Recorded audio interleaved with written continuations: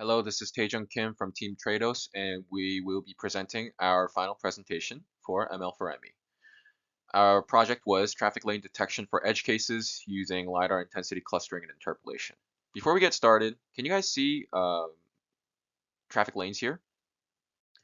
If you are a normal person like I am, then even with the 40% increase in brightness, you would now just start to see the lanes using the camera. However, this is why we need to use LiDAR intensity clustering. If we use our method, then we can fit those lanes beautifully. Here is the table of contents. So to address some of the feedbacks we got from our previous presentations, we got four main different feedbacks. The first one was what data set is being used. We use a combination of all of these data sets, and we use the point cloud data. And what are the teammates' role? This is the division for the roles. And third and fourth, whether we use deep learning and how do we get rid of the road mark signs. We will talk about that in more detail along the road. So the first reason, the reason why we didn't use deep learning is because of three reasons. The first one is using a machine learning model requires less computation and it's much more simple, meaning that we can detect the lanes in real time and we can add what features we decided was more important and get rid of all of the features that are not important by doing feature engineering. And finally, we can have full control over those features by controlling the parameters. And as you can see, there are a lot of autonomous driving accidents.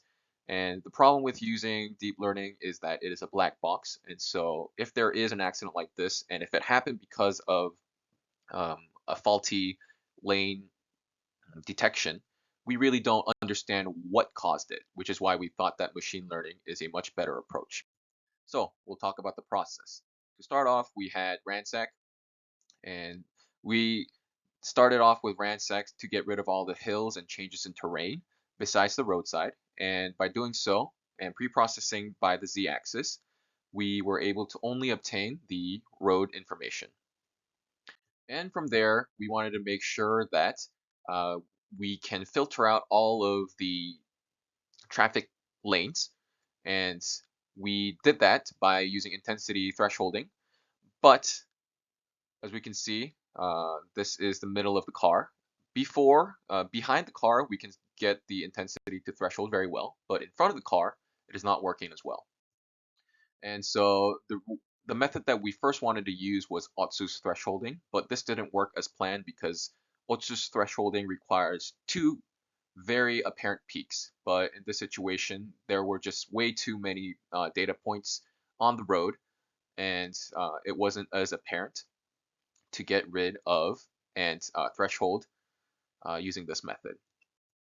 However, we understood that our data was a fusion between the front part and the back part of the car, meaning that if we apply an adaptive thresholding method for front and back accordingly, we can probably find the road marks.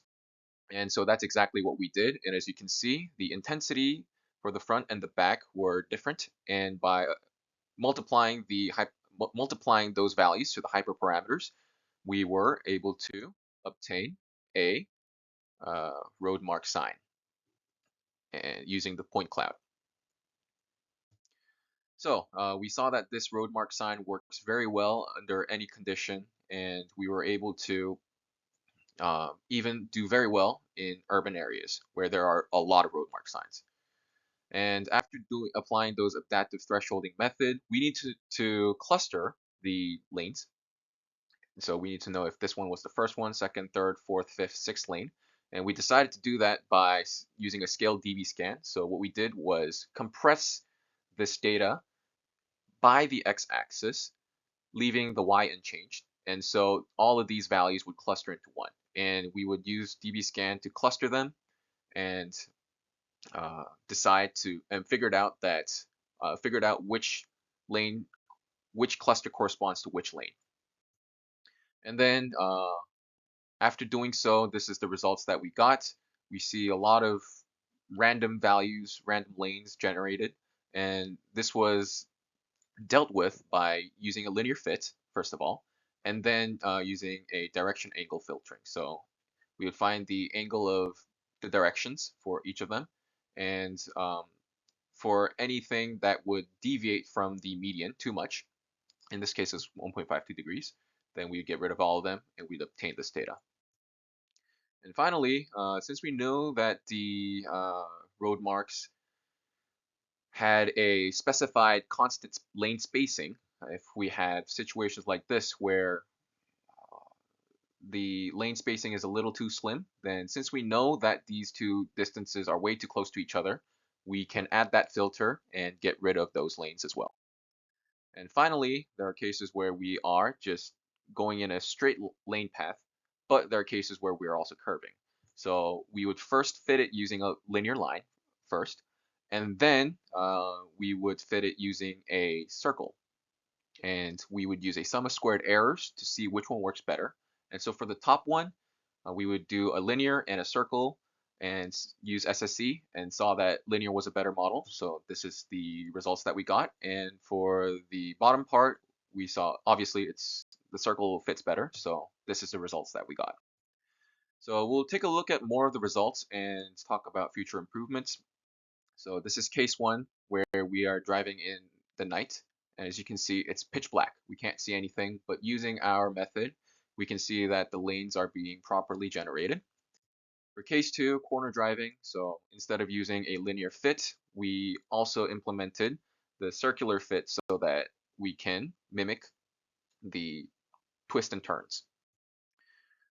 For case three, we would have road marks, and as explained before, we got rid of them. And for case four, this is one of the ones that we wanted to focus a lot on, and that was the vision data was not sufficient. So in this situation, when we're going just inside of a tunnel, camera brightness changes dramatically. And so camera cannot adjust. For a split second, the brightness cannot be adjusted very well for the camera. So that is a big problem. But if we use the LiDAR method, then we can figure out the lanes um, without having hindrance. So there are a lot of limitations and improvements that we can make. The first case was when we just had too much information and there were too much occlusions. If there are cars everywhere blocking the vision for the LiDAR, then we really couldn't decide if the lanes were being interpolated well. And for the second case, which is rainy conditions, or if the road lanes are obstructed, the LiDAR values would be way out of range. And since we are using lanes as a guide, if there aren't any lanes, then we really cannot use the LiDAR information. So this calls for action for us to not only use LiDAR information, but also to use other sensor data such as camera, radar, and anything that can help improve the accuracy when finding the lane. Anyways, that is our presentation. Thank you for listening and drive safe.